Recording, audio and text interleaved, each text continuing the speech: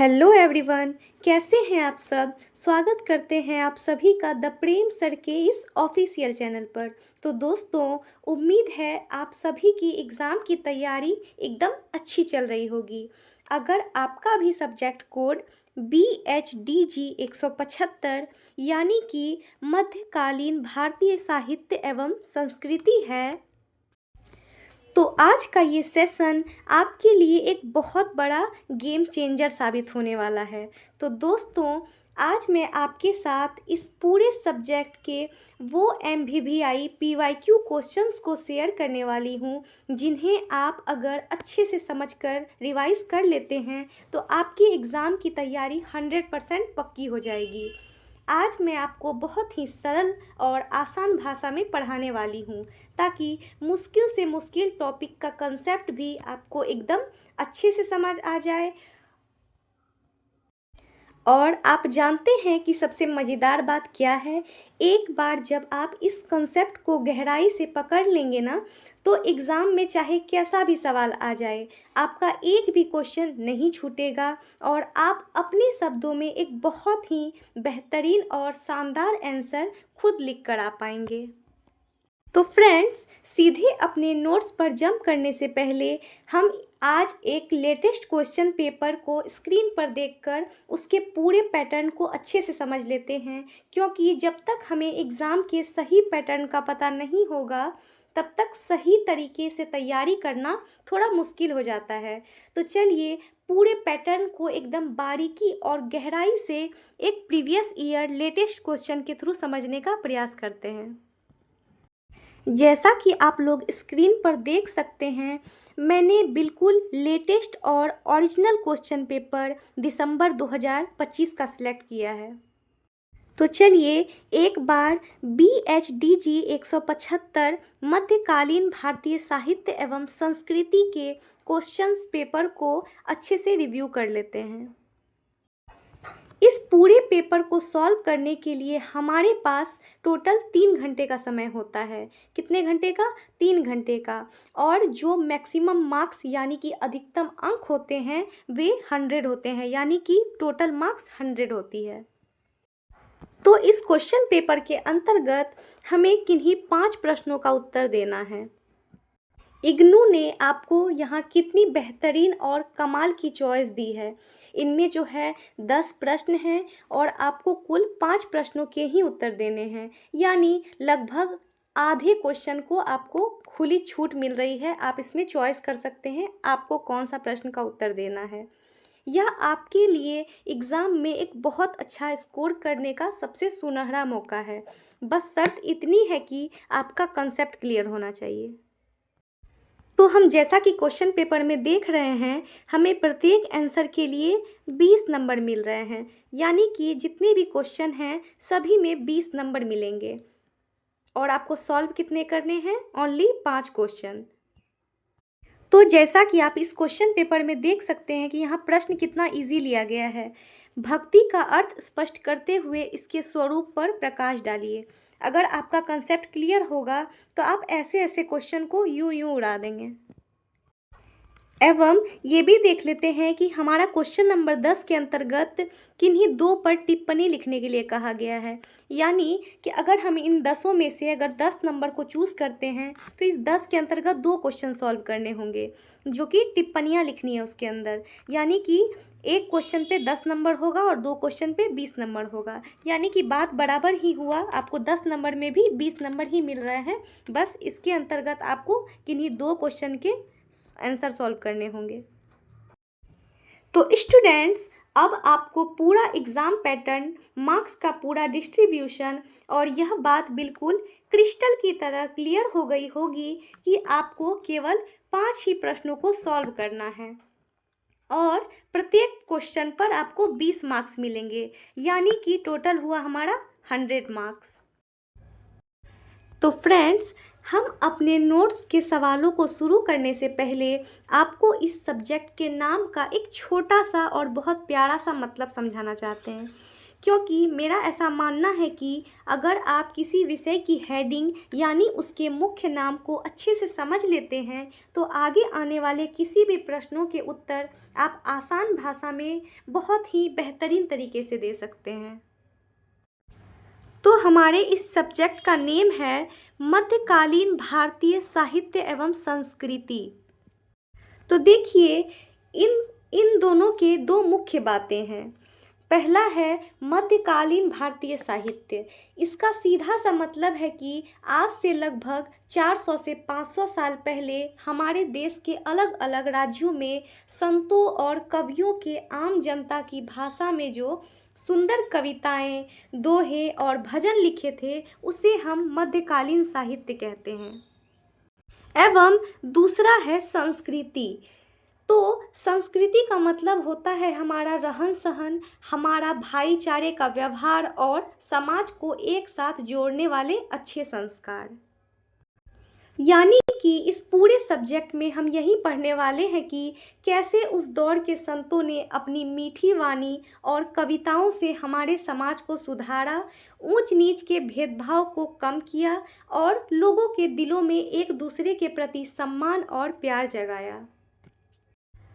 अगर आपने इस मूल बातों को अपने दिमाग में अच्छे से बिठा लिया तो आज के इस घंटों के महासेशन में भी आपके सवाल बहुत ही बेहतरीन तरीके से आपको समझ में आ जाएंगे और कोई भी सवाल आपके लिए मुश्किल नहीं रहेगा और आप एग्ज़ाम में हर आंसर को अपने शब्दों में बहुत ही शानदार तरीके से लिखकर आएंगे। तो चलिए बिना किसी देरी के साथ हम इस सेशन को स्टार्ट करते हैं और आते हैं अपने फर्स्ट क्वेश्चन पर। Let's start. और हमारा आज का सबसे पहला प्रश्न है, भक्ति के अर्थ और स्वरूप पर प्रकाश डालिए। तो चलिए हम लोग समझते हैं इस प्रश्न में क्या पूछा जा रहा है। इस प्रश्न के अंतर्गत हमसे यह पूछा जा रहा है कि भक्ति शब्द का असली मतलब क्या होता है और जब लोग भक्ति करते हैं तो वे किस किस रूप में हमारे सामने आती है। तो चलिए इस प्रश्न के उत्तर को समझते हैं। भक्ति का सामान्य अर्थ ईश्वर के प्रति प्रेम, श्रद्धा और समर्पण से होता है। यानी कि भगवान से सच्चा प्यार करना, उन पर पूरा भरोसा रखना और खुद को उनके चरणों में सौंप देना। जब कोई इंसान अपने साफ मन से, अपनी बातों से और अपने अच्छे कामों से भगवान को याद करता है तब उसे असली भक्ति कहते हैं। भक्ति का मतलब सिर्फ बाहर का दिखावा या दिन भर घंटी बजाना नहीं होता है, बल्कि यह हमारे मन की एक बहुत ही पवित्र भावना है और इसमें इंसान अपने घमंड को छोड़कर बड़े ही सरल भाव से ईश्वर से जुड़ने की कोशिश करता है। भारतीय परंपरा में भक्ति को मोक्ष प्राप्त करने का सरल मार्ग माना गया है। यानी कि हमारे समाज में मोक्ष यानी मुक्ति पाने के जितने भी रास्ते बताए गए हैं उनमें भक्ति को सबसे आसान माना गया है। बहुत ज़्यादा पढ़ने लिखने यानी कि ज्ञान या फिर कठिन नियमों यानी कि कर्म की तुलना में भक्ति का मार्ग इतना सीधा है कि इसे हर कोई अपना सकता है। भक्ति की सबसे सुंदर बात यह है कि इसमें जाति पाति, अमीर गरीब और ऊंच नीच का भेदभाव नहीं होता है। समाज का हर एक व्यक्ति भगवान की शरण में जा सकता है। यानी कि हर व्यक्ति को भक्ति करने का अधिकार है और हर व्यक्ति भक्ति कर सकता है। अब हम लोग देखेंगे कि भक्ति के मुख्य स्वरूप किस तरह से हैं। तो चलिए एक एक करके भक्ति के मुख्य स्वरूप को समझते हैं, जिसमें कि हमारा पहला है सगुण भक्ति। तो चलिए सगुण भक्ति को समझते हैं और इस पर अच्छे से समझने का प्रयास करते हैं। सगुण भक्ति के अंतर्गत हम भगवान को एक सुंदर रूप और आकार में पूजते हैं। जैसे भगवान राम और कृष्ण जी की मूर्त की पूजा करना, भक्त भगवान के रूप, रंग और उनकी सुंदर कहानियों को याद करता है। तो सगुण भक्ति के अंतर्गत क्या करता है, मनुष्य जो है, भक्त जो है, भगवान के रूप, गुण और लीलाओं का स्मरण करता है। अब हम लोग देखते हैं निर्गुण भक्ति। निर्गुण भक्ति के अंतर्गत क्या होता है, चलिए समझते हैं। इसमें माना जाता है कि भगवान का कोई चेहरा या फिर शरीर नहीं है, वे तो हवा की तरह हर जगह मौजूद हैं। संत कबीर और गुरु नानक जी ने इसी भक्ति पर जोर दिया था। यानी कि हम इसे आसान शब्दों में कहें तो निर्गुण भक्ति के अनुसार भगवान हर जगह हैं, हर एक कण कण में ईश्वर होते हैं। अब हम लोग देखते हैं प्रेममयी भक्ति को। क्या होता है प्रेममयी भक्ति के अंतर्गत?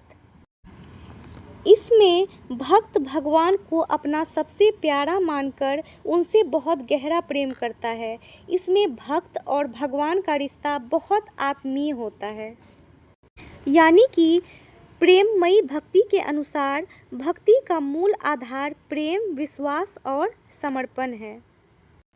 यही कारण है कि भक्ति आंदोलन ने समाज में सबको एक समान रहने, आपस में भाईचारा रखने और एक दूसरे का आदर करने की सीख दी। अब हम लोग आते हैं हमारे अगले महत्वपूर्ण प्रश्न क्वेश्चन नंबर 2 पे। क्वेश्चन नंबर 2 के अंतर्गत भक्ति आंदोलन के उदय के कारणों पर विचार कीजिए। तो चलिए हम लोग सबसे पहले इस प्रश्न को समझते हैं कि यहाँ इस प्रश्न में पूछा क्या जा रहा है।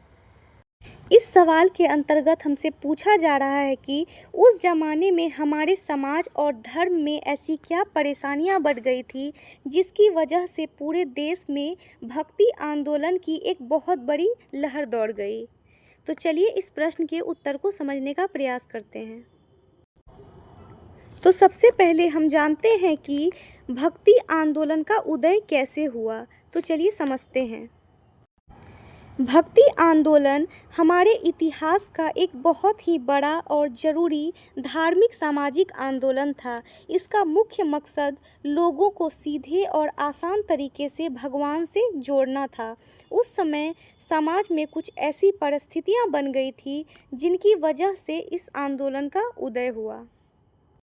यानी कि भक्ति आंदोलन का मुख्य उद्देश्य था लोगों को सरल भक्ति के माध्यम से ईश्वर से जोड़ना, जिसका सबसे पहला और बड़ा कारण था धार्मिक जटिलता। यानी कि धर्म का बहुत कठिन हो जाना। पूजा पाठ में बहुत ज़्यादा दिखावा, ढोंग और खर्चीले कर्मकांड बढ़ गए थे। सारे ग्रंथ संस्कृत में लिखे थे जो आम जनता को समझ ही नहीं आते थे। ऐसे में लोग एक सरल रास्ता चाहते थे जो भक्ति आंदोलन से उन्हें दिखाया। तो अब हम लोग देखते हैं दूसरा कारण क्या है, जाति व्यवस्था की कठोरता। तो दूसरा बड़ा कारण जो है समाज की ऊंच नीच। उस समय समाज में जाति पाति का भेदभाव बहुत कड़ा था, जिससे निचले वर्ग के लोग बहुत दुखी थे और उन्हें सम्मान नहीं मिलता था। तब भक्ति संतों ने आकर सबको गले लगाया और सबको बराबर बताया और प्रेम का संदेश दिया। तो भक्ति संतों ने जाति व्यवस्था की कठोरता को दूर करने के लिए क्या किया, मनुष्यों को समान माना और प्रेम तथा भाईचारे का संदेश दिया। तीसरे कारण के अंतर्गत हम देखें तो भारत में मुस्लिम शासन शुरू हो चुका था। तो मुस्लिम शासन के आने के बाद हिंदू और मुस्लिम संस्कृतियां आपस में मिल रही थी। सूफी संतों की प्रेम भरी बातों और उनके सीधे सरल जीवन का भी भक्ति आंदोलन पर बहुत गहरा असर पड़ा था।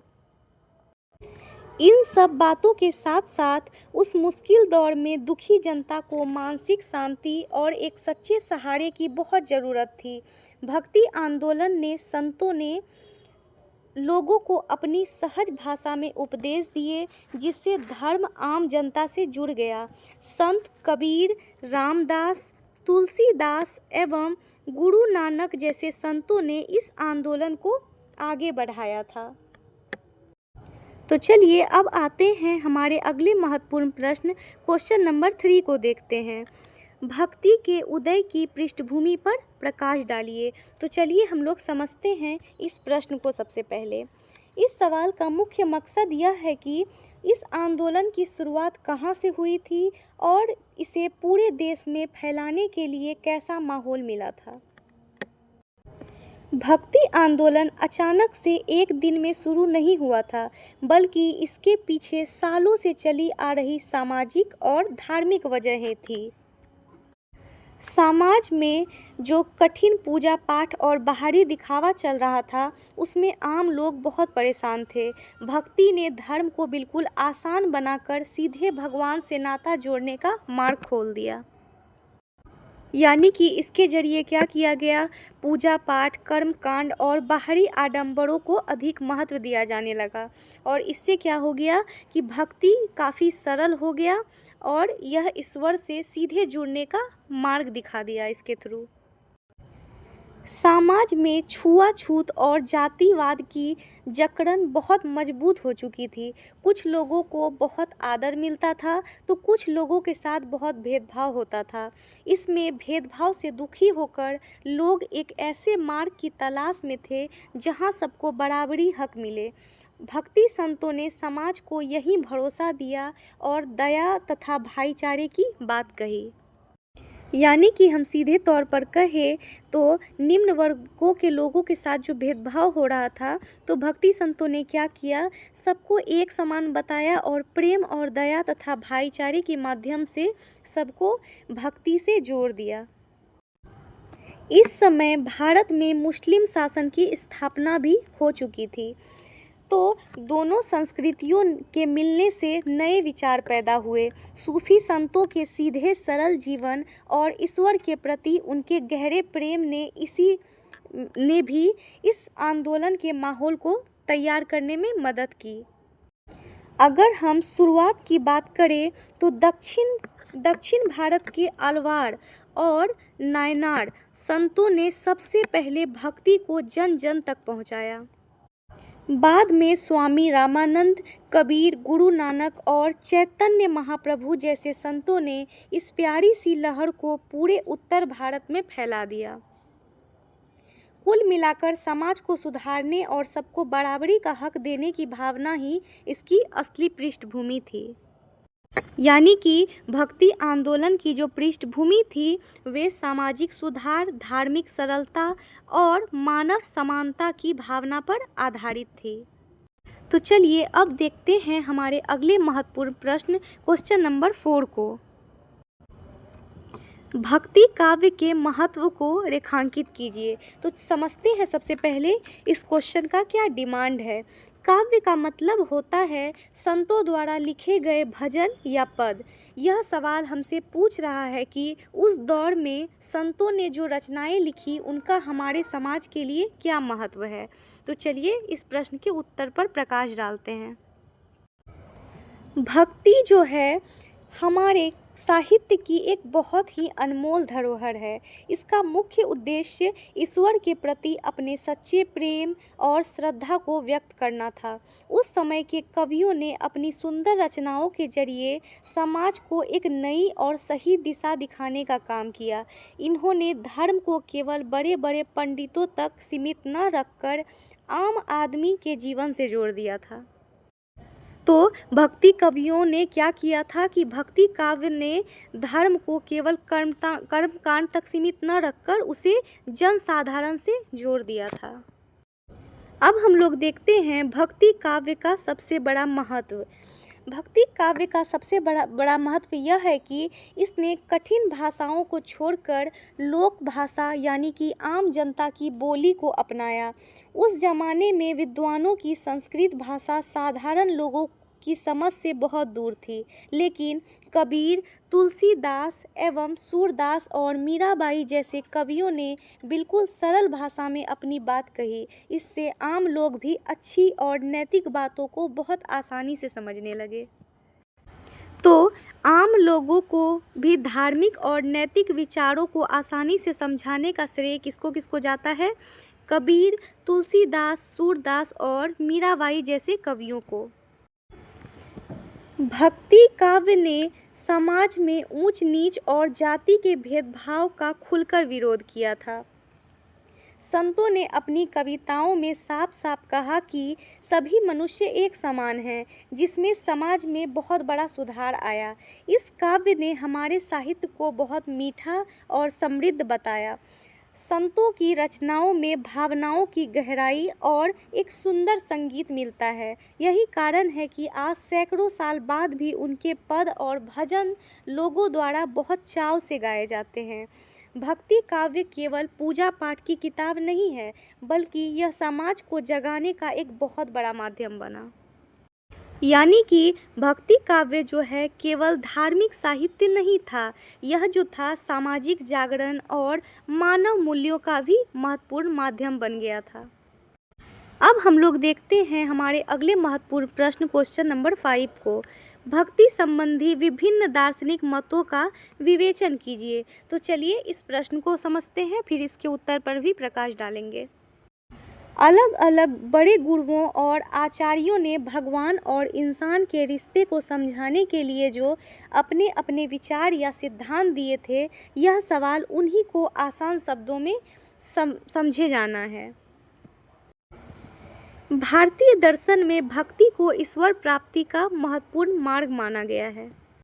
यानी कि हम आसान शब्दों में कहें तो हमारे दर्शन में भक्ति को ईश्वर को पाने का सबसे उत्तम रास्ता माना गया है। समय समय पर अलग अलग आचार्यों और संतों ने भक्ति को लेकर अपने विचार दिए एंड इन सिद्धांतों ने भक्ति के अलग अलग रूपों को बहुत गहराई से समझाया।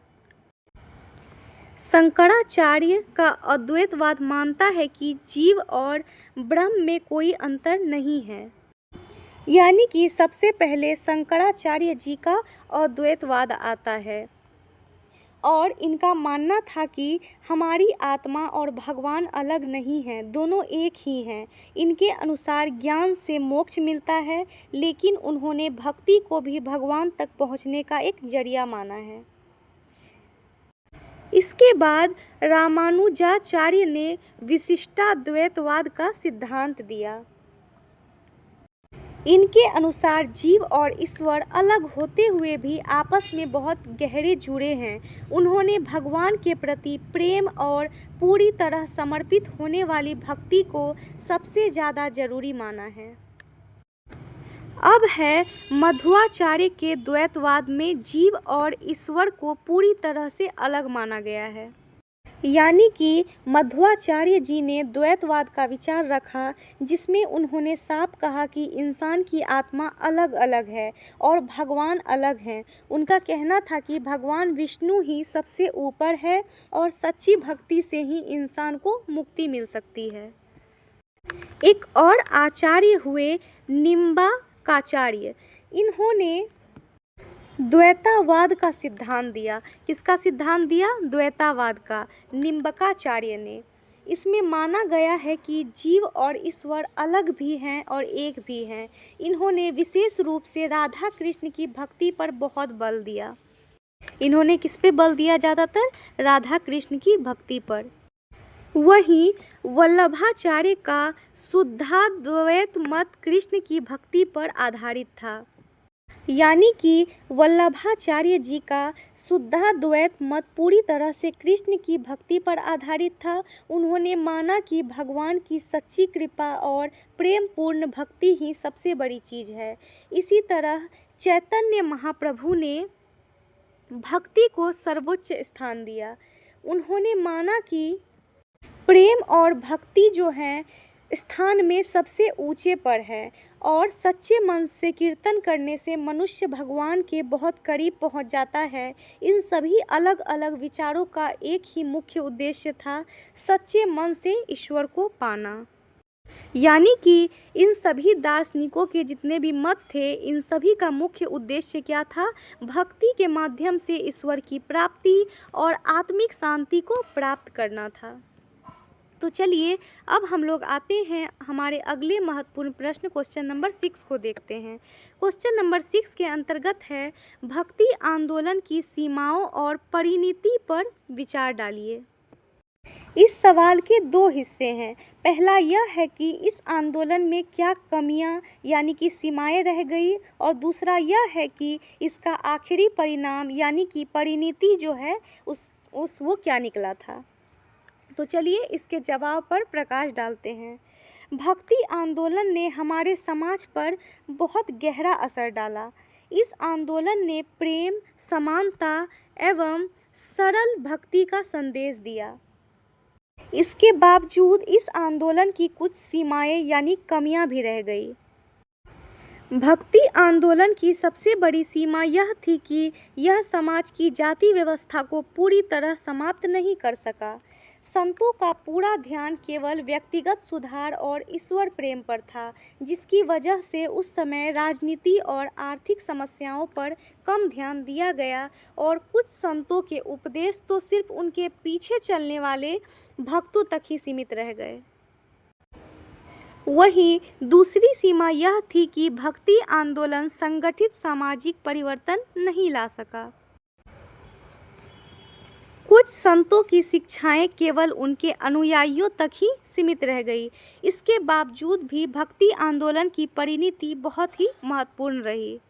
यानी कि इन कमियों के बावजूद इस आंदोलन का जो अंतिम नतीजा यानी कि परिणति निकला वह बहुत ही शानदार था। इस आंदोलन ने धर्म को इतना सरल बना दिया कि आम आदमी भी सीधे ईश्वर से जुड़ गया, और इसके कारण हमारे देश की अपनी भाषाओं जैसे कि हिंदी, मराठी, बंगाली का बहुत ही विकास हुआ और इसमें बहुत ही सुंदर साहित्य लिखा गया।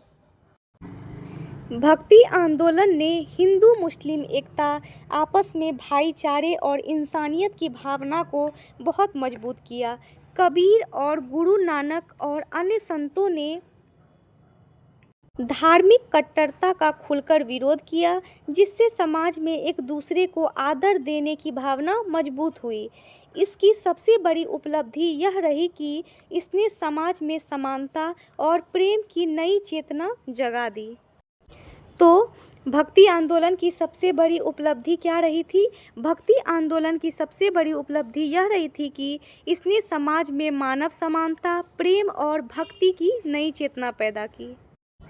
अब आते हैं हमारे अगले महत्वपूर्ण प्रश्न, क्वेश्चन नंबर 7 पे। भक्ति आंदोलन के महत्व को विस्तार से समझाइए। यानी कि कुल मिलाकर भक्ति आंदोलन का हमारे समाज, भाषा, संस्कृति और इतिहास पर क्या बड़ा और महत्वपूर्ण असर पड़ा। तो चलिए इसके उत्तर पर प्रकाश डालते हैं। भक्ति आंदोलन हमारे इतिहास का एक बहुत ही बड़ा और असरदार आंदोलन था। इस आंदोलन ने भारतीय समाज, धर्म और संस्कृति को पूरी तरह से प्रभावित किया। इसका सबसे बड़ा महत्व यह था कि इसने धर्म को बहुत ही आसान बना दिया।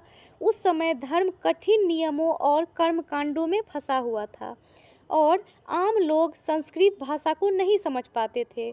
भक्ति संतों ने लोगों को अपनी लोक भाषाओं में उपदेश देकर धर्म को जनसाधारण तक पहुंचाया था। यानी कि भक्ति आंदोलन का सबसे बड़ा महत्व यह था कि इसने धर्म को आसान बनाया। इस आंदोलन ने समाज में फैली जाति व्यवस्था और ऊंच नीच का डटकर विरोध किया। कबीर, रविदास और गुरु नानक जैसे संतों ने सभी मनुष्यों जैसे कि समान भाईचारे और मानवता की भावना को बहुत बल मिला। भक्ति आंदोलन का साहित्य पर भी बड़ा प्रभाव पड़ा। हिंदी, पंजाबी, मराठी और बांग्ला जैसी भाषाओं का विकास, तुलसीदास, सूरदास, मीरा और कबीर की रचनाएं भी इस समय तक लोगों के दिलों को छूती है। इसके अलावा इस आंदोलन ने हिंदू मुस्लिम एकता को भी काफ़ी बढ़ावा दिया। सूफी और भक्ति संतों ने प्रेम, दया और सहनशीलता का संदेश देकर समाज की कड़वाहट को कम करने में बहुत मदद की, और जब देश में सामाजिक उथल-पुथल मची थी तब इस आंदोलन ने समाज की उथल-पुथल को बहुत बड़ा मानसिक और आध्यात्मिक सहारा दिया। इसलिए यह केवल पूजा पाठ का आंदोलन नहीं था, बल्कि यह समाज को सुधारने और जगाने का एक बहुत बड़ा माध्यम बना। अंततः हमने देखा कि भक्ति आंदोलन केवल धार्मिक आंदोलन नहीं था, बल्कि यह सामाजिक सुधार और सांस्कृतिक जागरण का भी महत्वपूर्ण माध्यम बना। अब आते हैं हमारे अगले महत्वपूर्ण प्रश्न, क्वेश्चन नंबर 8 को देखते हैं। इस प्रश्न के अंतर्गत कन्नड़ भक्ति साहित्य की पृष्ठभूमि पर एक निबंध लिखिए। तो चलिए सबसे पहले इस प्रश्न के डिमांड को समझते हैं। यह पूछ रहा है कि कर्नाटक के क्षेत्र में कन्नड़ भाषा के अंदर भक्ति साहित्य की शुरुआत कैसे हुई और इसके पीछे की क्या कहानी थी। कन्नड़ भक्ति दक्षिण भारत की बहुत ही सुंदर और समृद्ध परंपराओं में से एक है। यह विकास मुख्य रूप से कर्नाटक के क्षेत्र में हुआ। यह साहित्य अपनी गहरी भक्ति भावना, सामाजिक सुधार और बिल्कुल सरल भाषा के कारण एक विशेष स्थान रखता है। कन्नड़ भक्ति साहित्य की शुरुआत एक ऐसे दौर में हुई जब समाज में जाति का भेदभाव, कठिन कर्मकांड और दिखावा बहुत ज़्यादा बढ़ चुका था। तो इसका विकास मुख्य रूप से कहाँ पे हुआ था? कर्नाटक के क्षेत्र से हुआ था। 12वीं शताब्दी में वहाँ का एक बहुत बड़ा आंदोलन हुआ जिसे वीर शैव आंदोलन कहा जाता है।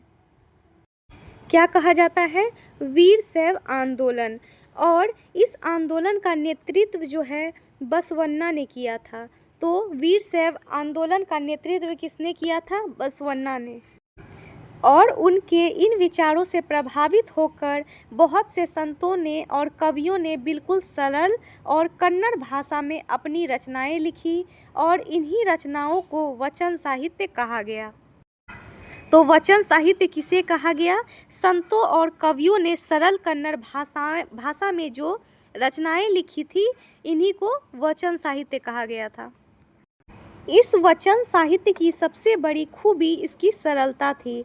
इसमें कोई कठिन भाषा या शास्त्रों के लंबे चौड़े नियम नहीं थे। बसवन्ना, अक्का महादेवी और अलम्मा प्रभु जैसे संत कवियों ने ईश्वर भक्ति के साथ साथ सामाजिक बुराइयों का भी विरोध किया था। आगे चलकर कन्नड़ भक्ति साहित्य पर वैष्णव भक्ति का भी गहरा प्रभाव पड़ा। बाद के समय में हरिदास आंदोलन के कवियों ने भगवान कृष्ण की भक्ति को लोगों के बीच बहुत लोकप्रिय बनाया एवं पुरंदर दास और कनकदास जैसे संतों ने बहुत ही सुंदर भक्ति गीतों के माध्यम से आम लोगों को सही और नैतिक राह दिखाई। इस प्रकार कन्नड़ भक्ति साहित्य केवल भगवान की पूजा का साधन नहीं था, बल्कि यह सामाजिक जागरण और लोक भाषा के विकास का भी महत्वपूर्ण माध्यम बना। अब आते हैं हमारे अगले महत्वपूर्ण प्रश्न, क्वेश्चन नंबर 9 को देखते हैं। नामदेव काव्य में अभिव्यक्ति समाज का चित्रण कीजिए। तो चलिए सबसे पहले इस प्रश्न को समझते हैं कि महाराष्ट्र के प्रसिद्ध संत नामदेव जी ने अपनी कविताओं और पदों में अपने समय के समाज को कौन सी सच्चाई और कमियों को दिखाया है? यह सवाल इसी से संबंधित है।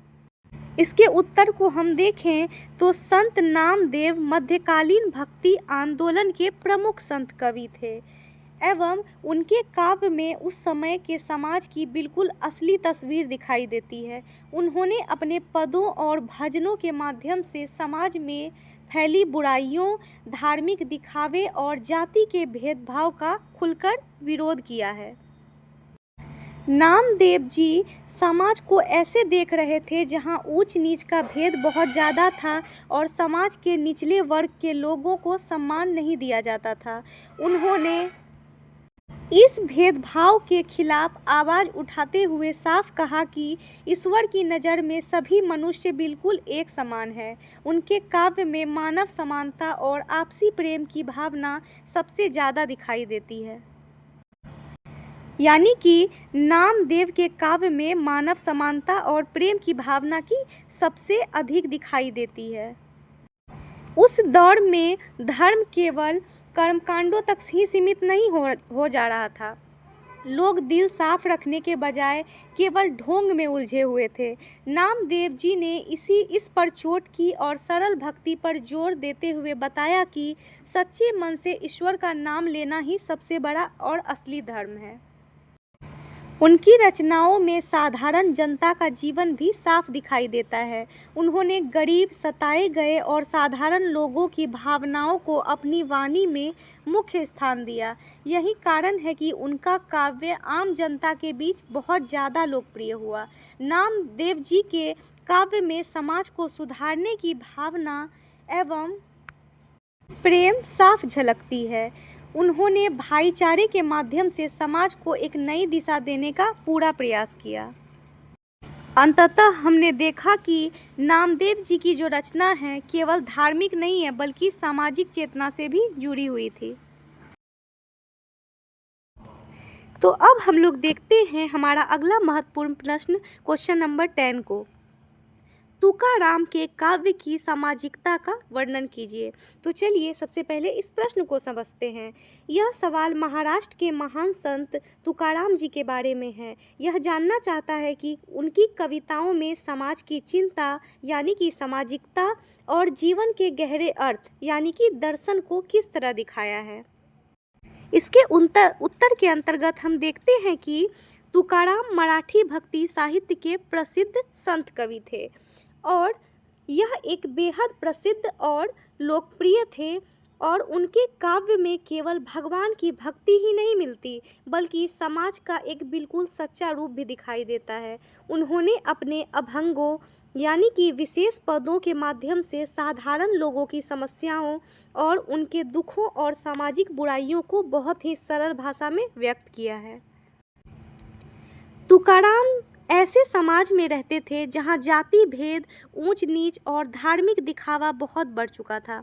उन्होंने इन बातों का खुलकर विरोध किया। उनका मानना था कि किसी भी मनुष्य की असली पहचान उसकी जाति से नहीं बल्कि उसके अच्छे कर्मों और उसके सच्चे व्यवहार से होती है। उन्होंने इंसानियत का सबसे अधिक महत्वपूर्ण माना है। वहीं उनके काव्य में गरीब, किसान और मेहनतकश लोगों के जीवन की झलक मिलती है। वे साधारण लोगों के दुख दर्द को बहुत अच्छे से समझते थे, इसलिए उनकी बातें सीधे जनता के दिल तक पहुंचती थी। उन्होंने समाज के लोभ, घमंड और पाखंड की कड़ी आलोचना की और सबको बिल्कुल सादा और सच्चा जीवन अपनाने की सीख दी। अगर उनके दार्शनिक पक्ष की बात करें तो तुकाराम जी को भक्ति केवल मंदिरों तक सीमित नहीं रखा।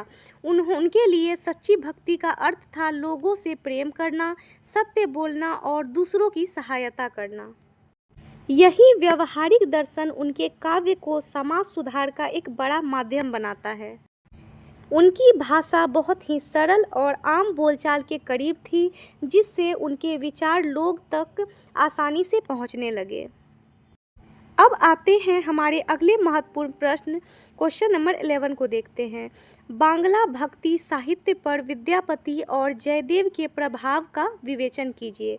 तो इस प्रश्न के अंतर्गत बंगाल के भक्ति साहित्य को सुंदर, मीठा और भावुक बनाने में दो बड़े कवियों जयदेव और विद्यापति का क्या असर रहा है। तो चलिए इस प्रश्न के उत्तर को समझते हैं। बांग्ला भक्ति साहित्य के विकास में विद्यापति और जयदेव का विशेष योगदान माना जाता है। इन दोनों महान कवियों की रचनाओं ने बंगाल की भक्ति धारा को एक बहुत बड़ी भावनात्मक गहराई और सुंदर काव्य रूप दिया। विशेष रूप से राधा कृष्ण के प्रेम और मधुर भक्ति की जो परंपरा बंगाल में चली, वो इन्हीं दोनों के प्रभाव से सबसे ज़्यादा मजबूत हुई। आचार्य जयदेव ने अपनी प्रसिद्ध कृति गीत गोविंद में राधा और कृष्ण के प्रेम का अत्यंत सुंदर वर्णन किया। उनके इस काव्य में संगीत, गहरी भावना और भक्ति का एक अद्भुत मेल दिखाई देता है। बंगाल के वैष्णव कवियों ने जयदेव की इसी लिखने की शैली से प्रेरणा लेकर अपने भक्ति गीतों की रचना की। यहाँ तक कि बंगाल के महान संत चैतन्य महाप्रभु और उनके शिष्यों पर भी जयदेव जी का बहुत गहरा प्रभाव था। वहीं दूसरी तरफ महाकवि विद्यापति ने मैथिली भाषा में प्रेम और भक्ति से भरे पद लिखे। उनके पदों में सरलता, मधुरता और भावुकता दिखाई देती है। बंगाल के वैष्णव कवियों ने जयदेव जी की इसी लिखने की शैली से प्रेरणा लेकर अपने भक्ति गीतों की रचना की और यहाँ तक कि बंगाल के महान संत चैतन्य महाप्रभु और उनके शिष्यों पर भी जयदेव जी का बहुत गहरा प्रभाव है। यही कारण है कि बांग्ला भक्ति साहित्य में प्रेम की भावना का बहुत ही कोमल और सुंदर रूप देखने को मिलता है। इन दो कवियों के प्रभाव से बांग्ला भक्ति साहित्य अधिक लोकप्रिय बना। यह जो है भक्ति केवल एक धार्मिक विषय न रहकर दिल से महसूस करने वाला एक भावनात्मक अनुभव बन गई, जहां राधा कृष्ण की लीलाओं और उनके प्रेम को बिल्कुल नए ढंग से प्रस्तुत किया गया। इस प्रकार संक्षेप में कहे तो जयदेव जी ने भक्ति साहित्य को एक कलात्मक ऊंचाई दी, जबकि विद्यापति जी ने उसमें मधुर भावनाओं और सरल अभिव्यक्ति का समावेश किया। तो जयदेव जी ने क्या किया, भक्ति साहित्य को कलात्मक ऊंचाई दी, और विद्यापति जी ने क्या किया, मधुर भावनाओं को सरल अभिव्यक्ति में समावेश किया। अब हम लोग देखते हैं हमारा अगला महत्वपूर्ण प्रश्न, क्वेश्चन नंबर 12 को। असमिया भक्ति साहित्य का संक्षिप्त परिचय दीजिए। तो चलिए सबसे पहले इस प्रश्न को समझते हैं। असम राज्य में भक्ति साहित्य की शुरुआत कैसे हुई और उसकी मुख्य खास बातें क्या है, इसे हमें संक्षेप में समझना है। तो चलिए इस सवाल के अंतर्गत सबसे पहले हम असमिया भक्ति का साहित्य परिचय देखते हैं। तो इसके अंतर्गत हम देखते हैं कि असमिया भक्ति साहित्य की शुरुआत जो है 15वीं-16वीं सदी में हुई। कब हुई थी असमिया भक्ति साहित्य की शुरुआत? 15वीं-16वीं सदी में हुई थी, और इसे असम के क्षेत्र में लाने और पूरी तरह से फैलाने का पूरा श्रेय वहाँ के महान संत श्रीमंत शंकरदेव और उनके प्रिय शिष्य माधव देव को जाता है। तो असम लाने का श्रेय किनको किनको जाता है? श्रीमंत शंकरदेव को और उनके चेले यानी कि शिष्य माधव देव को। इन दोनों महापुरुषों ने समाज को सुधारने और भगवान कृष्ण की भक्ति को बिल्कुल आसान बनाने के लिए इस साहित्य की रचना की थी। इस साहित्य की 4 मुख्य बातें इस प्रकार हैं। तो चलिए एक एक करके उसे समझते हैं, जिसमें कि है सबसे पहले सरल भाषा यानी कि ब्रजावली। तो उस जमाने में आम लोग कठिन संस्कृत भाषा को नहीं समझ पाते थे, इसलिए शंकर देव जी ने ब्रजावली भाषा का इस्तेमाल किया, जो असमिया और मैथिली भाषा को मिलाकर बनी थी और जिसे सब लोग बहुत आसानी से समझ लेते थे। यानी कि ब्रजावली भाषा जो है किसको किसको मिलाने से बना था? असमिया और मैथिली भाषा को मिलाकर बना था, और शंकर देव जी ने इसे बनाया था। अब हम लोग देखते हैं हमारे दूसरे मुख्य बिंदु हैं सबसे मुख्य किताबें यानी कि ग्रंथ। तो इसमें 2 किताबें सबसे खास हैं, शंकर देव जी की कीर्तन घोष और माधव देव जी की नाम घोष। तो शंकर देव जी की कौन सी बुक थी? कीर्तन घोष। और माधव देव जी की कौन सी बुक थी? नाम घोष। इन किताबों में बहुत ही सरल तरीके से भगवान के नाम की महिमा गाई गई है। अब आते हैं हमारे तीसरे महत्वपूर्ण बिंदु बोड़ गीत यानी कि भक्ति गीत पर देखते हैं। शंकर देव और माधव देव जी ने जो बहुत ही सुंदर, मीठे और दिल को शांति देने वाले भजन लिखे, उनमें असम में बोड़ गीत कहा जाता है। तो उनके भजन को असम में क्या कहा जाता है? बोड़ गीत। इन गीतों को सुनने में मन को बहुत सुकून मिलता है। तो अब चलते हैं आगे और देखते हैं नाटक और मंचन यानी कि अंकिया नाट और भओना। तो चलिए इसके अंतर्गत हम समझते हैं कि जो लोग पढ़ना लिखना नहीं जानते थे, उन्हें भगवान की कहानियाँ और संस्कार समझाने के लिए शंकर देव जी ने छोटे छोटे नाटक लिखे, जिन्हें अंकिया नाट कहा जाता है। क्या कहा जाता है? अंकिया नाट।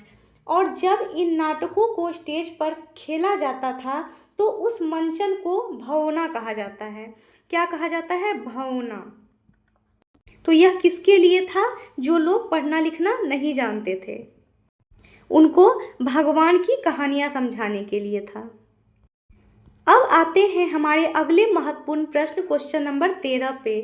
ओड़िया भक्ति साहित्य के इतिहास पर प्रकाश कीजिए।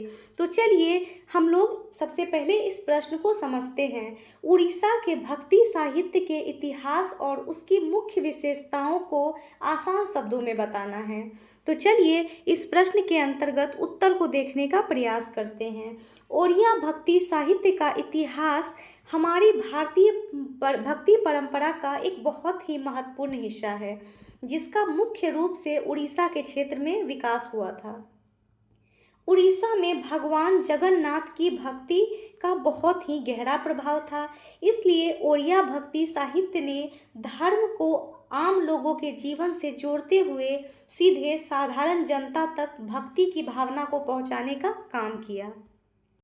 तो हम इस बात को याद रखेंगे कि ओड़िया भक्ति साहित्य का जो इतिहास है, इसका विकास कहाँ पे हुआ था? मुख्य रूप से उड़ीसा में हुआ था। शुरुआती समय में ओड़िया साहित्य पर संस्कृत भाषा का बहुत ज़्यादा असर था, लेकिन धीरे धीरे वहाँ के कवियों ने स्थानीय भाषा लिखना शुरू किया। 15वीं और 16वीं शताब्दी में भक्ति आंदोलन के प्रभाव से ओड़िया भक्ति साहित्य का बहुत तेज़ी से विकास हुआ और कवियों ने बिल्कुल सरल ओड़िया भाषा में धार्मिक ग्रंथों और भक्ति गीतों को लिखा। तो ओड़िया भक्ति साहित्य का तेजी से विकास किसके माध्यम से हुआ था? 15वीं और 16वीं शताब्दी के भक्ति आंदोलन के माध्यम से। अब हम लोग देखते हैं पंचसखा के बारे में। तो इस साहित्य को आगे बढ़ाने में पंचसखा कवियों की सबसे बड़ी और मुख्य योगदान माना जाता है। इन 5 मित्रों में बलराम दास, जगन्नाथ दास, अच्युतानंद दास और यशोवंत दास, अनंत दास कौन कौन थे? बलराम दास, जगन्नाथ दास, अच्युतानंद दास, यशोवंत दास और अनंत दास। इन सभी संतों ने श्री कृष्ण भक्ति, मानवता और एक अच्छे नैतिक जीवन पर बहुत बल दिया। इनमें से जगन्नाथ दास जी द्वारा लिखी गई ओड़िया भागवत को ओड़िया भक्ति साहित्य का सबसे महान रचना माना जाता है, जो आज भी वहाँ घर घर में पढ़ी जाती है। ओड़िया भक्ति साहित्य की सबसे बड़ी विशेषता इसकी सरलता और लोक भावना थी। इसमें खूबी की सरलता और आम लोगों की भावना थी एवं किसी कठिन दार्शनिक भाषा का प्रयोग नहीं किया गया था, बल्कि साधारण लोगों को की समझ के अनुसार भाव व्यक्त किए गए थे। भक्ति के साथ साथ इसमें समाज को सुधारने की चेतना भी साफ दिखती है, जो बाद में चैतन्य महाप्रभु के प्रभाव से और ज़्यादा समृद्ध हुई। तो बाद में किसके किसके प्रभाव से? वैष्णव भक्ति और चैतन्य महाप्रभु के प्रभाव से ओड़िया साहित्य में समृद्धि हुआ था। अब देखते हैं हमारा अगला महत्वपूर्ण प्रश्न, क्वेश्चन नंबर 14 को। संत ज्ञानेश्वर की भक्ति के स्वरूप पर विचार कीजिए। तो इस प्रश्न के अंतर्गत हमसे पूछा जा रहा है कि महाराष्ट्र के महान संत ज्ञानेश्वर जी की भक्ति का असली स्वभाव और रूप कैसा था? तो चलिए इसके उत्तर पर प्रकाश डालते हैं। संत ज्ञानेश्वर मराठी भक्ति परंपरा के एक बहुत ही महान संत, कवि और विचारक थे। उनकी भक्ति में सच्चा प्रेम, ज्ञान और मानवता का सुंदर मेल दिखाई देता है एवं उन्होंने भक्ति को केवल मंदिर में बैठकर पूजा पाठ करने तक सीमित नहीं माना, बल्कि उसे इंसान के जीवन को एक सही और पवित्र दिशा देने का मार्ग बताया है। ज्ञानेश्वर जी के अनुसार सच्ची भक्ति वही है जिसमें मनुष्य पूरी श्रद्धा और समर्पण के साथ ईश्वर को याद करे।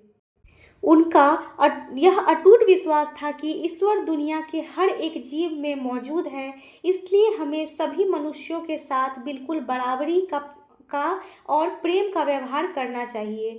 उनकी इस भक्ति भावना में जाति पाति, ऊंच नीच के लिए कोई स्थान नहीं था। उन्होंने समाज में फैले कठिन कर्म कांडों और धार्मिक दिखावों का हमेशा विरोध किया। उनका मानना था कि भगवान तक पहुंचने के लिए किसी बाहरी तर्क भड़क की जरूरत नहीं होती, बल्कि इसके लिए एक साफ मन और सच्चे प्रेम की आवश्यकता होती है। यही कारण है कि उनकी भक्ति आम जनता के बहुत करीब दिखाई देती है। संत ज्ञानेश्वर ने ज्ञान और भक्ति दोनों को ही बहुत महत्वपूर्ण माना है और यह कहा है कि केवल कोरा ज्ञान अधूरा है जब तक कि उसमें प्रेम न जुड़ जाए।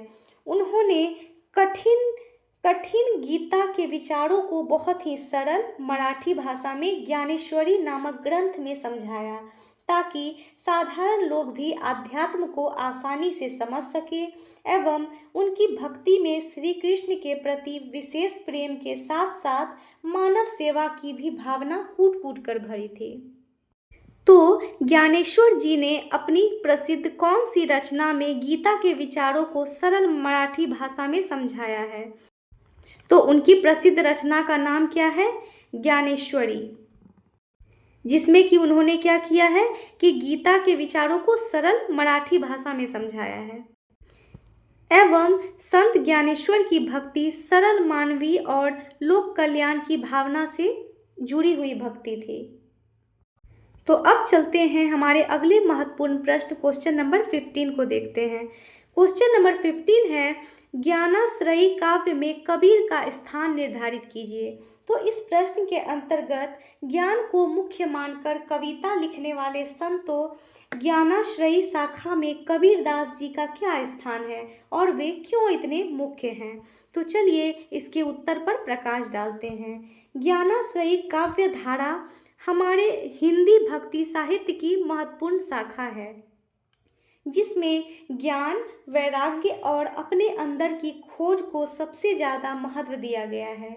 संत कबीरदास जी ने इस पूरी परंपरा के सबसे प्रमुख, असरदार और सर्वोच्च कवि माने जाते हैं। उन्होंने अपने काव्य के माध्यम से समाज, धर्म और जीवन के कड़वे सत्य को बिल्कुल सीधे और सरल भाषा में दुनिया के सामने रखा है। कबीरदास जी ने मूर्ति पूजा एवं जाति के भेदभाव और धार्मिक आडंबरों को बहुत ही निडर होकर खुलकर विरोध किया है। उनके अनुसार ईश्वर किसी मंदिर या मस्जिद में बंद नहीं है, बल्कि वह तो हर एक मनुष्य के भीतर ही मौजूद है। उन्होंने बाहरी ढोंग के बजाय सच्चे ज्ञान और खुद को पहचानने को ही ईश्वर को पाने का सबसे बड़ा साधन माना है। तो उन्होंने क्या माना है? सच्चे ज्ञान और आत्मबोध को ही ईश्वर की प्राप्ति का सबसे बड़ा साधन माना है।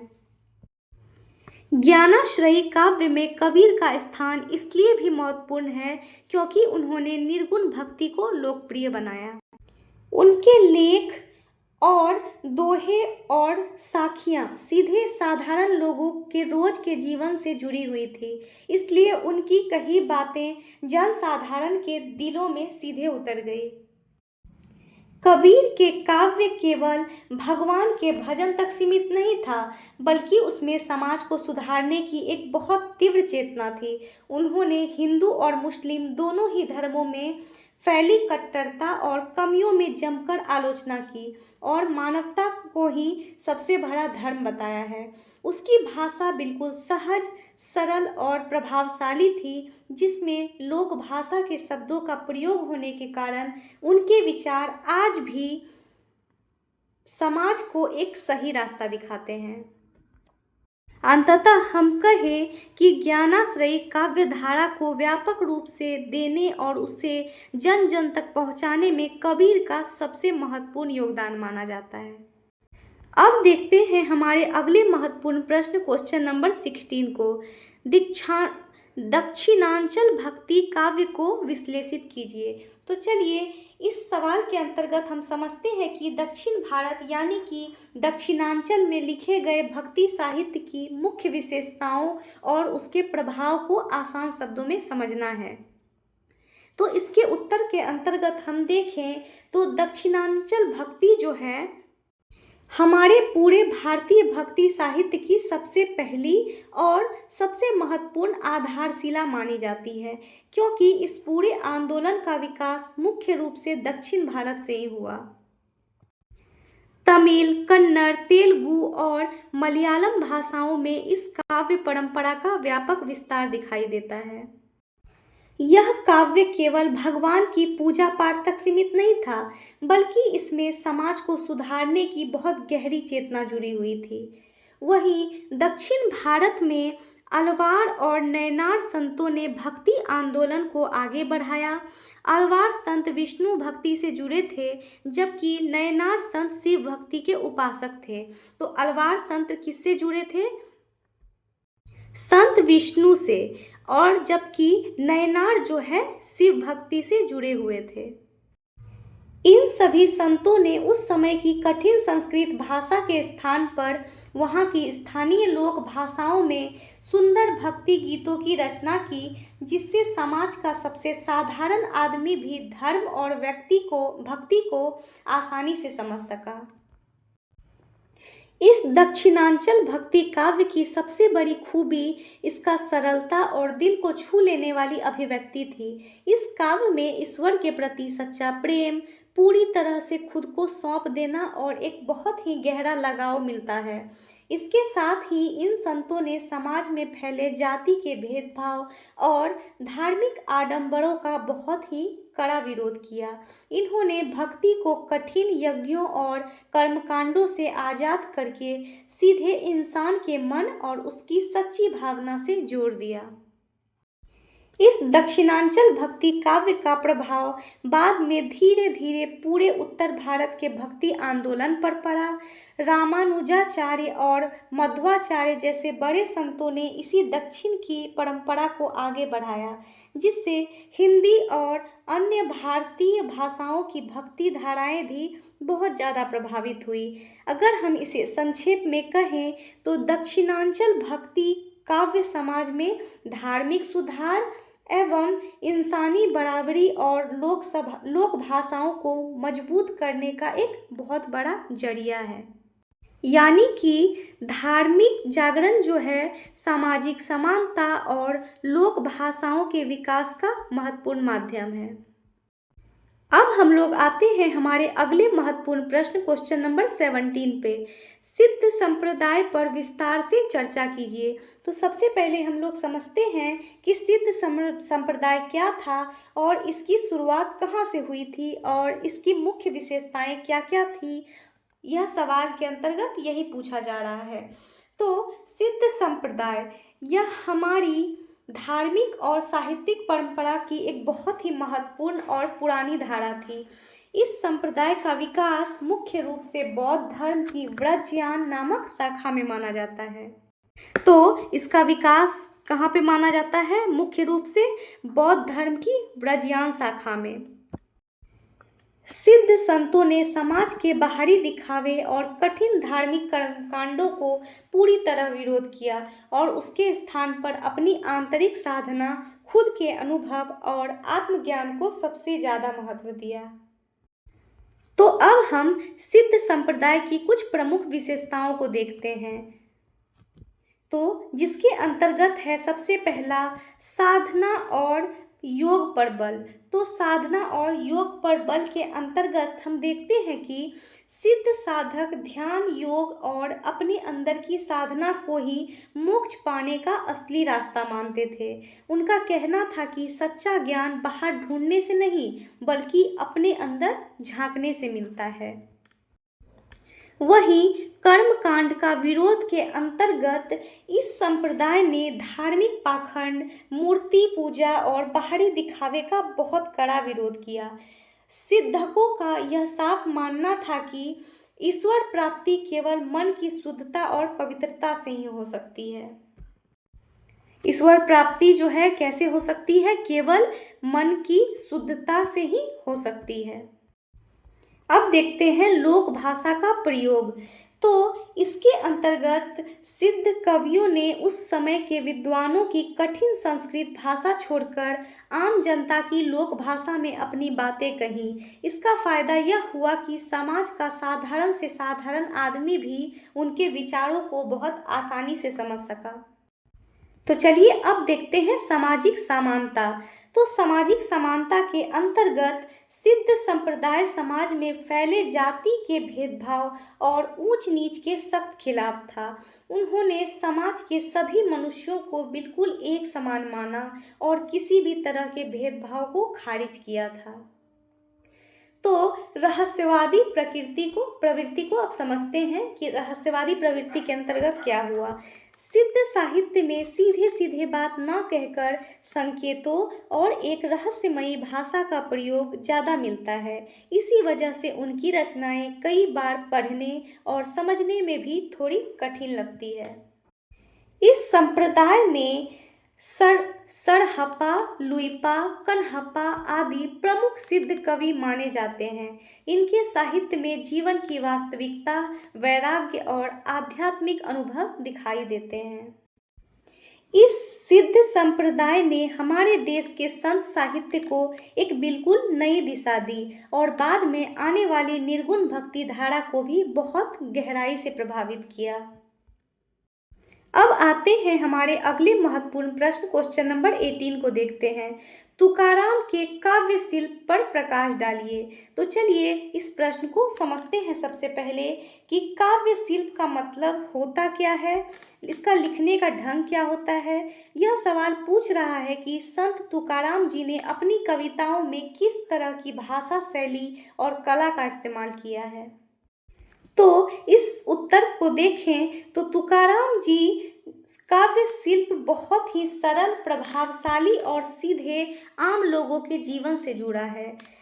उन्होंने अपने अभंगों में ऐसी सहज और आसान भाषा का प्रयोग किया है जिसे समाज का कोई भी साधारण व्यक्ति बहुत ही आसानी से समझ सकता है।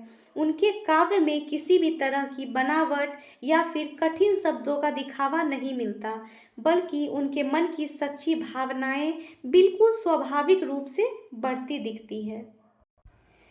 तुकाराम जी ने छोटे छोटे पदों में गहरे और बड़े विचार प्रस्तुत किए हैं। उनके काव्य की सबसे बड़ी खूबी यह है कि उसमें भगवान के लिए सच्ची भक्ति, जीवों के लिए करुणा और समाज के लिए पाखंडियों के लिए बहुत ही तीखा व्यंग एक साथ देखने को मिलता है। उन्होंने समाज की बुराइयों, ढोंग और बाहरी दिखावे पर अपनी कविताओं के जरिए बहुत करारी चोट की है। उनकी शैली की सबसे बड़ी विशेषता यही है कि वह बिल्कुल सरल होते हुए भी सुनने वाले के दिल पर बहुत गहरा और सीधा असर डालती है। इसके साथ ही उनके काव्यों में एक बहुत ही सुंदर लय मिलती है जिसने उनकी रचनाओं को जनता के बीच और भी ज़्यादा लोकप्रिय बना दिया। यही मुख्य कारण है कि संत तुकाराम जी का पूरा साहित्य आज सैकड़ों साल बीत जाने के बाद भी लोगों द्वारा बहुत आदर से पढ़ा और पूरी श्रद्धा के साथ गाया जाता है। तो फ्रेंड्स, अभी तक हमने काफ़ी महत्वपूर्ण लॉन्ग क्वेश्चंस को देखा। अब कुछ संक्षिप्त टिप्पणियों को भी देखते हैं जो कि 20 नंबर्स का ही आता है, जैसा कि हमने क्वेश्चन पेपर में देखा था। तो दोस्तों, अगर आप इस नोट्स को परचेज़ करना चाहते हैं तो हमारे वीडियो के डिस्क्रिप्शन में व्हाट्सएप नंबर पे मैसेज करके आप इस नोट्स को परचेज़ कर सकते हैं और वीडियो सुनने के बाद नोट्स रिवाइज कर सकते हैं, जिससे आपका प्रिपरेशन 100% कंप्लीट हो जाएगा। तो चलिए अब हम लोग आते हैं हमारे शॉर्ट आंसर क्वेश्चन पर, जो कि हमारा पहला क्वेश्चन और 19th क्वेश्चन है। चंडीदास के काव्य की विशेषताओं पर विचार कीजिए। तो चलिए सबसे पहले इसे समझते हैं कि इस सवाल की मांग क्या है। बिहार के मशहूर कवि चंडीदास के लिखने की मुख्य खूबियां और उनके काव्य का स्वभाव कैसा था, इसे हमें संक्षेप में बताना है। तो चंडीदास बांग्ला भक्ति साहित्य के प्रमुख कवि थे और उनके पूरे काव्य में राधा और कृष्ण के पवित्र प्रेम का अत्यंत सुंदर और भावपूर्ण चित्रण मिलता है। उन्होंने प्रेम को मानव जीवन का सबसे बड़ा सत्य माना है। तो अब हम लोग देखते हैं उनके काव्य की कुछ प्रमुख विशेषताओं को, जिसके अंतर्गत है राधा कृष्ण प्रेम का मार्मिक चित्रण। एवं हमारा दूसरा महत्वपूर्ण है मिलन की खुशी और बिछड़ने का दर्द की भावनाओं को बहुत गहराई से दिखाना, यानी कि विरह और मिलन की भावनाओं की अभिव्यक्ति। इसके अंतर्गत हमारी तीसरी विशेषता है सरल और मधुर भाषा का प्रयोग, यानी कि अपनी रचनाओं में बिल्कुल सरल, मीठी और सहज भाषा का प्रयोग करना। एवं चौथी विशेषताओं के अंतर्गत भगवान के प्रति भक्ति और सच्चे प्रेम का बहुत ही सुंदर तालमेल बिठाना। एवं हमारी पांचवी विशेषता है गीतात्मक शैली, यानी कि उनके लिखने की शैली बहुत गीतात्मक, यानी कि आसानी से गाए जाने योग्य थी। तो चंडीदास जी के पदों में एक बहुत ही गहरी आत्मीयता और सच्ची भावना दिखाई देती है। उनके काव्य में केवल भगवान की पूजा की बात नहीं होती थी, बल्कि इंसानी भावनाओं को भी बहुत आदर के साथ व्यक्त किया जाता था। इसी कारण उनका साहित्य बांग्ला भक्ति काव्य में एक बहुत ही ऊंचा और महत्वपूर्ण स्थान रखता है। तो अब हम लोग आते हैं हमारे अगले महत्वपूर्ण प्रश्न, क्वेश्चन नंबर 20 को देखते हैं।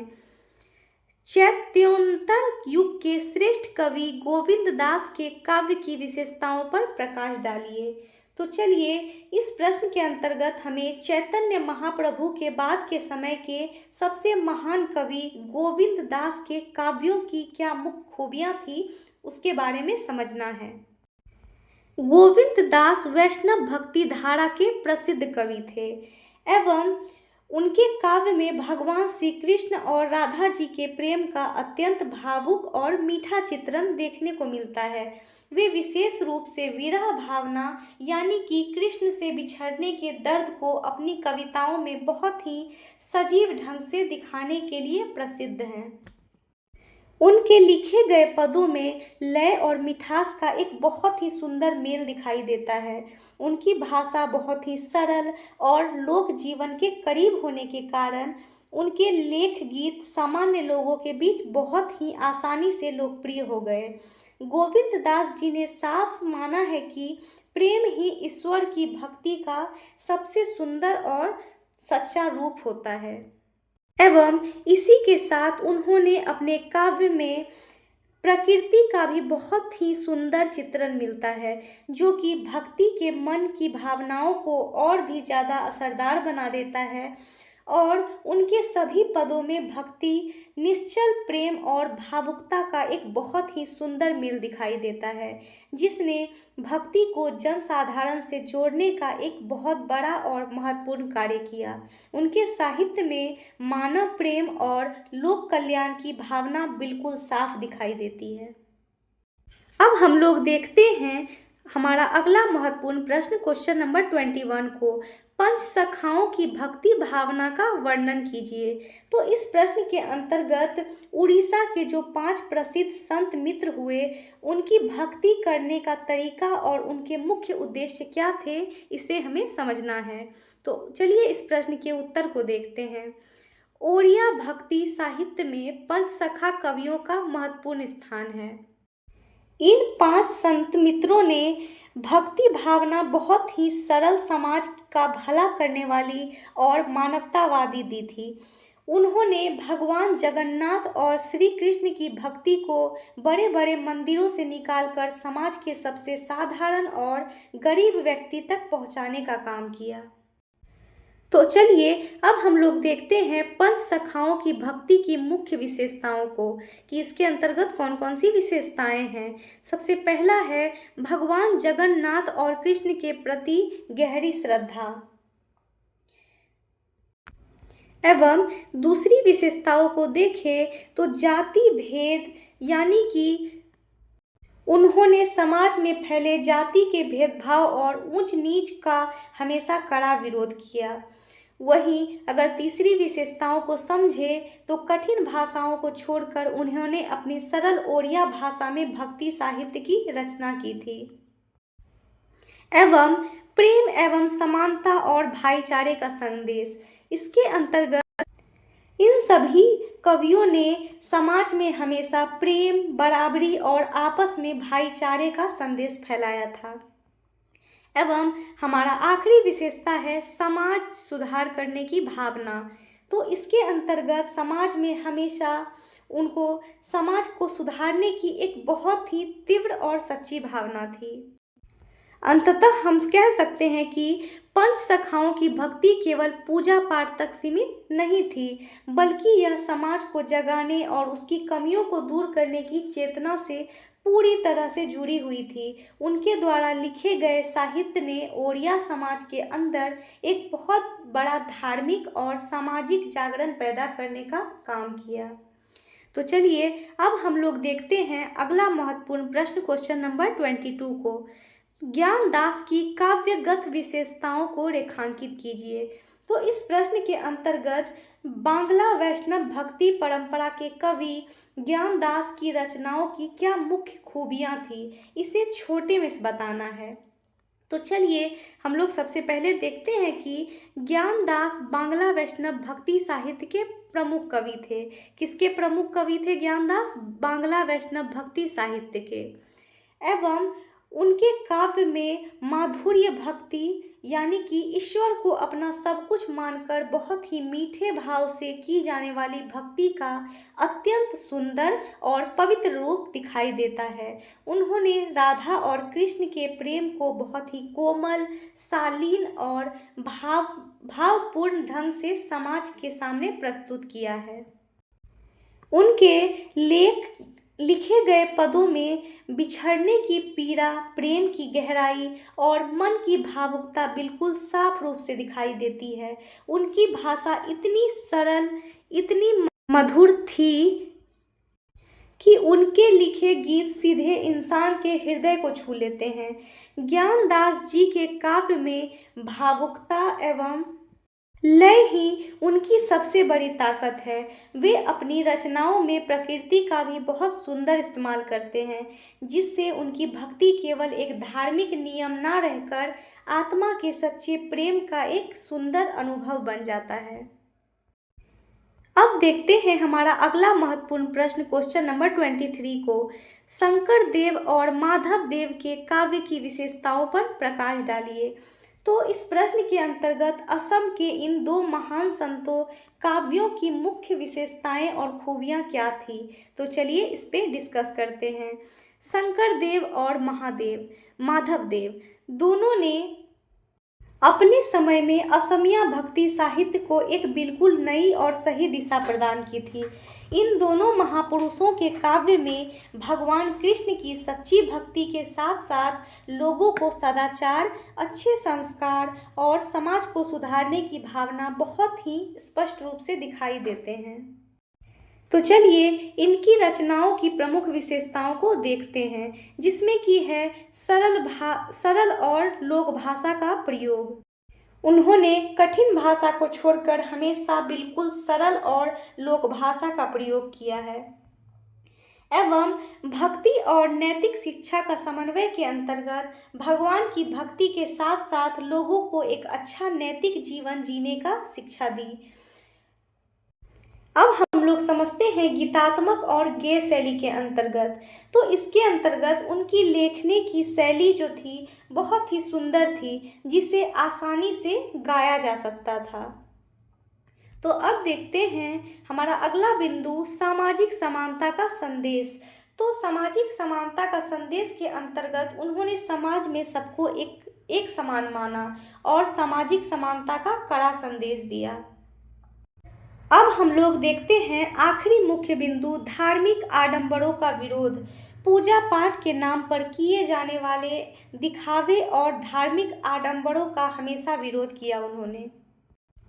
इन दोनों कवियों ने भक्ति को जनसाधारण से जोड़ने का महत्वपूर्ण कार्य किया एवं इनके पूरे साहित्य में मानव मात्र से प्रेम, धार्मिक सहनशीलता और पूरे समाज में जन कल्याण की भावना बहुत अच्छे तरीके से एवं बिल्कुल साफ रूप से झलकती है। तो दोस्तों, अगर आपने आज का सेशन लास्ट तक देखा है तो मेरे दिए गए 2 प्रश्नों के उत्तर कमेंट सेक्शन में ज़रूर दें। तो हमारा आज का पहला क्वेश्चन है, गीत गोविंद ग्रंथ की रचना किस महान कवि ने की थी? और दूसरा क्वेश्चन है, संत कबीर दास जी ईश्वर के किस रूप यानी कि सगुण या निर्गुण के उपासक थे? अगर आप कमेंट सेक्शन में इन दोनों प्रश्नों का उत्तर देते हैं तो मुझे लगेगा कि आपको मेरे द्वारा लिया गया सेशन अच्छे से समझ में आ रहा है और आपके द्वारा दिया गया फीडबैक को मैं पूर्णतः प्रयास करूंगी कि आगे से इम्प्रूव कर सकूं। अगर आपने आज का ये वीडियो पूरे अच्छे तरीके से सुन लिया है और आप इस नोट्स को रिवाइज करना चाहते हैं तो हमारे वीडियो के डिस्क्रिप्शन में आपको व्हाट्सएप नंबर मिल जाएगा। आप वहां पे जाके मैसेज करके PDF परचेज कर सकते हैं और इस वीडियो को सुनने के बाद अच्छे से रिवाइज कर सकते हैं। इससे आपका एग्ज़ाम प्रिपरेशन 100% क्लैरिटी से हो जाएगा। तो फ्रेंड्स, हमारे साथ यहाँ तक बने रहने के लिए धन्यवाद। आपके आने वाले एग्ज़ाम के लिए बेस्ट ऑफ लक। अगर आपको मेरा लिया गया आज का ये सेशन अच्छा लगा तो लाइक सब्सक्राइब जरूर करें एवं कमेंट सेक्शन में अपने फीडबैक और क्वेश्चंस के आंसर जरूर मेंशन करें। Thanks for watching, like subscribe and share.